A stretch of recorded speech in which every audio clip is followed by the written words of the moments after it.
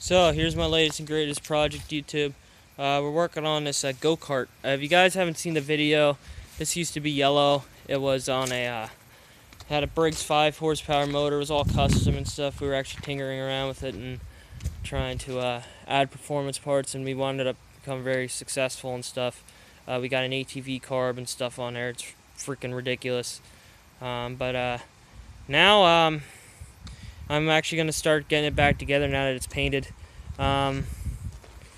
So the paint I used, actually, I decided to go with some expensive paint. And this is actually my buddy's go-kart. He's paying me to do all this, but I actually went with some Valspar.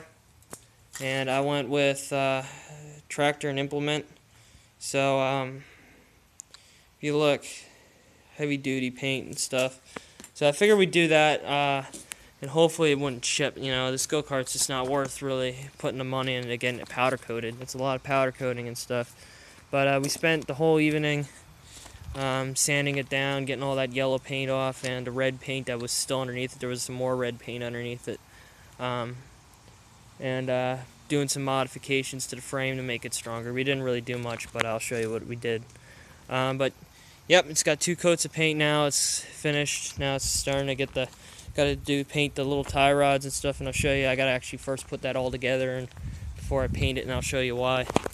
But I reinforced this back part of the axle here. This is only a single-wheel drive go-kart. Motor's a little beefy for the motor's a little beefy for what this thing needs. So for just one-wheel drive. So, but anyways, the biggest problem we had is just bent twice on us right here. So what I did is it actually bent this way. So what I did is I reinforced it with some steel, welded 2 half-inch steel plates across there. Sorry, 1/4-inch steel plates across here. And then what I did is I grounded it down so that way I could still fit the hub over top. And then that's just all painted on there and stuff, you can see. So that reinforced it, like you can see right there. Underneath here it's welded. And then I also welded this bracket on here, which is for the fuel tank. This is actually an old ATV foot peg bracket, and it made a perfect mount for a fuel tank. So anyways, it's all painted up now, and you can see there's the bracket for the seat and stuff. So now what I'm going to do is I got to get these painted, the tie rods and everything, but I need to actually put it together first, and I need to adjust them so that way these are out both completely straight. So these got to be 100% straight here. And then what I need to do is I need to bolt them up.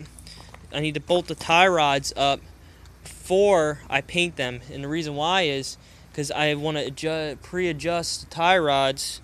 That way, when I have that black paint on there and I take a wrench to them to adjust the tie rods, I won't take the paint off. Let me show you. So,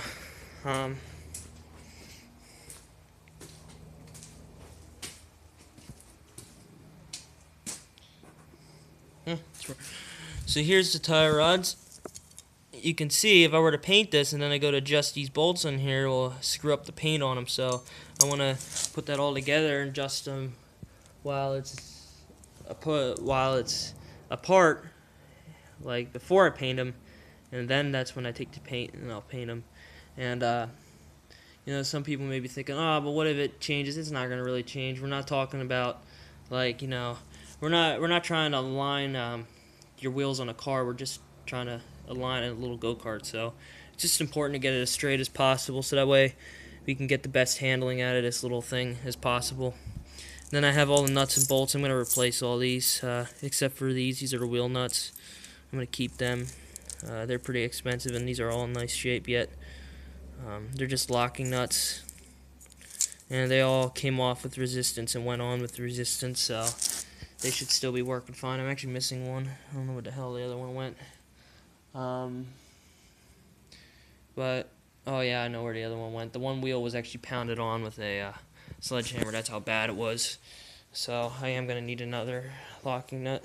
Maybe I'll just get 2 ones for the matching ones for the rear.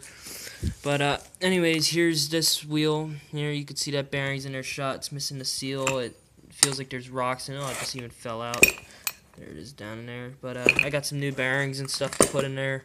This one feels okay. There's a little bit of roughness in there. You can definitely tell these bearings are done for. But it didn't altogether fail. But you can tell the race is probably scored, or it's got some pitting in it, and the balls are running rough in there. So usually once they get to this point where they turn rough like that, they don't have much longer to live, and they'll just chew themselves up even more and more and more. So I'm gonna replace these. The front wheel ones, they actually feel good. This one feels real good, believe it or not.